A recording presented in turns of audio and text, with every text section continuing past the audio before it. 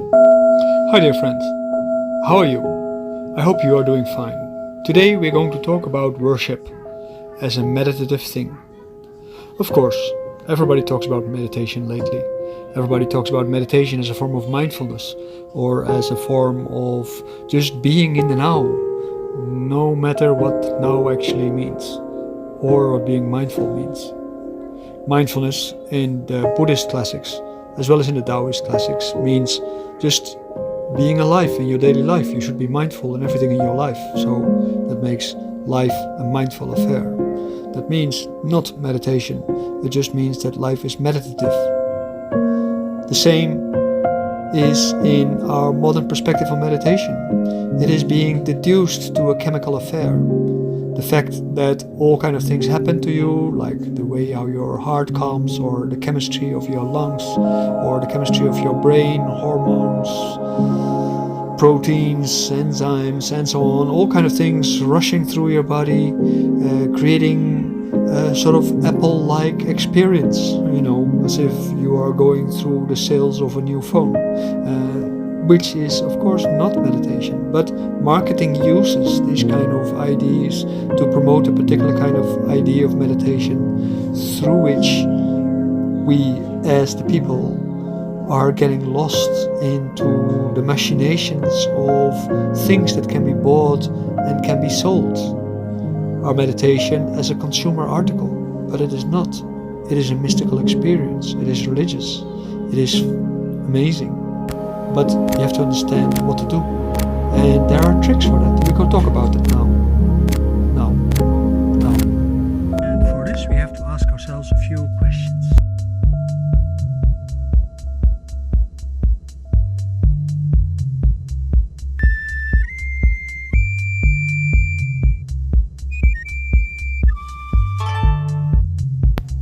Worship. You know the feeling, worship for a beautiful woman or man, or a watch or a car that you would like to have, to own, or that you like to be in communion with, one way or the other. Worship. Worship is what is being asked by religious to help us develop techniques through which we can dedicate ourselves to the wants of that religion, or the feelings that is required to find satisfaction in our religious beliefs. In the West, religion is a matter of believing and of hoping for salvation, and as a result of that it is focused on things that are far away from us. It has to do with the experience of suffering, and at the moment when we worship, we do that because we hope that in exchange the deity will take away that suffering. It is not very practical worship in the Western sense, and then I'm talking about Catholicism, Protestantism and Islam in one breath. Islam and Protestantism and all the secondary religions, they all, of course, they worship in a personal relationship with their Godhead. And in Catholicism, the priests basically has studied to help you express what you should feel in your worship. But I want to compare it with Taoism. Taoism worship is very different. It's practical. And it is not indoors, it is actually outdoors. In a Catholic priest, you find somebody who is wording your belief for you, and he is talking to you and he is trying to awaken you, your worship. In Taoism, you go to a temple. This is the main entrance gate towards the Baiyangguan. Baiyangguan was built in 741 under Emperor Xuanzong of the Tang Dynasty. In the Song Dynasty it was named Taiji Kong. And at the beginning of the Yuan Dynasty, Master Chu Changchun was appointed to this temple by Emperor Genghis Khan to preside over Taoism in China, upon which it was renamed Changchun Gong, Temple of Eternal Spring, after his death. After Chu Changchun's ascension to heaven, that happened, and then it was built, the Chu Shun Tang was built to enshrine his physical remains east of Changchun Gong, and in the early Ming Dynasty the temple was ruined by war and only Chu Shun Tang remained to become the center of rebuilding, and then it was called Baiyangguan. Since the founding of the People's Republic of China, the temple has undergone 3 extensive renovations with support of the government, and also the temple life has been revitalized as a result of that.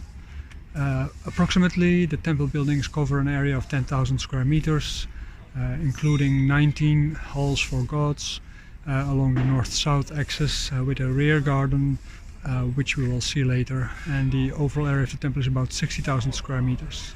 Listed as a historic site under the protection of Chinese government in 2001, it houses the offices of the Chinese Taoist Association and the Institute of Taoist Culture and the Chinese Taoist Cult of Editorial Department of the Journal of Chinese Taoism, in other words, the head office. We saw the ladies there burning incense, and the incense burning is what you do at the moment when you enter the temple area. I've never seen so much police here. The incense burning is how you announce yourself as a guest in a monastery. See all the incense burning.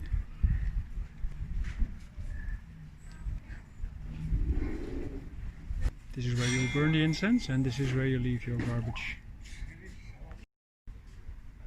This is Ling Guan. He is the guardian of the temple area. You normally come in here to ask permission to enter the temple. In every temple, every day there is a Taoist sitting there, a student, usually to answer questions if you have any questions, but also to guard that nobody damages something. Of course, that's a very important part. Here behind are some of the housings of some of the monks. This is the bell tower and the drum tower on the left and the right side. This one here on the inside, you cannot see it because it's always closed, but for main rituals, any ritual, here this side, you can't really see it. On the inside there is the drum. Maybe we can light it up a little bit afterwards. And here is the bell. You can see the bell. As you know, the bell and drum is also practiced within the facial massage and the head massage, where you drum on the back of your head and you clap your teeth to wake up the spirits of the meditation, for the meditation, and also for your practice. And it is also the way how in rituals the deities of the place and of Taoism in general are being called for. With every hall there is also an incense burner. The incense burner every time is to pay respect to the deities you're going to see. There are general instructions about how to pray, and this is more or less how you fold your hands and how you can do it in the one way or the other way, how you burn your incense, what you say, and how you bend. The Sanguan Hall with the deities of heaven, earth and water. They bestow happiness on people, but they are also used in Taoist magic, because this is the places where messages go to the gods of different areas. This is also how you get rid of your sin during rituals, ritual purifications. In Taoism, wealth is considered a vanity, in the sense that wealth is seducing people to do the wrong kind of things. So it's not considered something you want to go after. But there are now, nevertheless, in the ground 3 gods of wealth. One is called Pikan, the god of literary wealth, and one is Cao Gongming for military or strategic wealth, and the other one is Guan Yu for strategic wealth also. And in both cases, all these people, they can make your business prosperous when you pray for them, and they can help your kind heart to make money quickly. You have to have a kind heart. And kind heart people, they give things away, they're generous, so they're also gods of generosity. If you pray to them, they say they never fail to respond. Their birthdays is on January 5th of the lunar calendar for Pikan, Cao Gongming is on March 15, and Guan Yu is on June 24 of the lunar calendar. So you see that in general, Taoist religion is pretty much practical. You go for worship, actually to ask something that you need. The birthday of the Jade Emperor, by the way, is on January the 9th of the lunar calendar. The hall is for the Jade Emperor, who is the master of all the deities. He presides over heaven, earth and the netherworld. He's not the highest god in heaven. He's more like a Zeus, you can say, in the sense that he is a minor god. He's not a creator of things. He's just a regulator, the administrator, you might say, the top administrator. What I always find so astonishing about Taoism is that when you go to a temple, there are so many gods to worship. You can ask them all kind of questions, and it is all very didactic. So you're not only asking for things, you're also getting into, well, sort of a learning mood. A few times per day, Taoists gather here to do their ceremonies. And nowadays there's also lots of place for devotees. The rituals can be pretty much loaded on a frequent basis. What I think is so amazing about Taoism is that priests never talk to you, they just do their job. They're doing their worships and their rituals to satisfy the will of the god, so that the supplicants, that's you or me, when we are coming there with a question for the godhead, they will do it. If we have a question, we have to ask the priest or the monk personally, otherwise we never get any answers. So that's a major difference between Taoism and Christian religions or Islam. Because in the Western religions, there's a priest talking in the name of the god towards you as a person. But in Taoist religion, it's different. You are yourself talking to the god, and the god maybe says something back, but the ritual artist basically is not doing anything towards you. He's just busy with maintaining the court activities towards the god. And in the end, Taoism is animist. So it all comes down to the worship of nature. Only in nature you can find the principles of nature, the essence of nature, or the beauty of nature. And the worship then, in that sense, is in recognizing how we are also part of that same nature, and how we can be strong like a tree and organize ourselves like that same tree, so that that strength actually becomes more massive within us.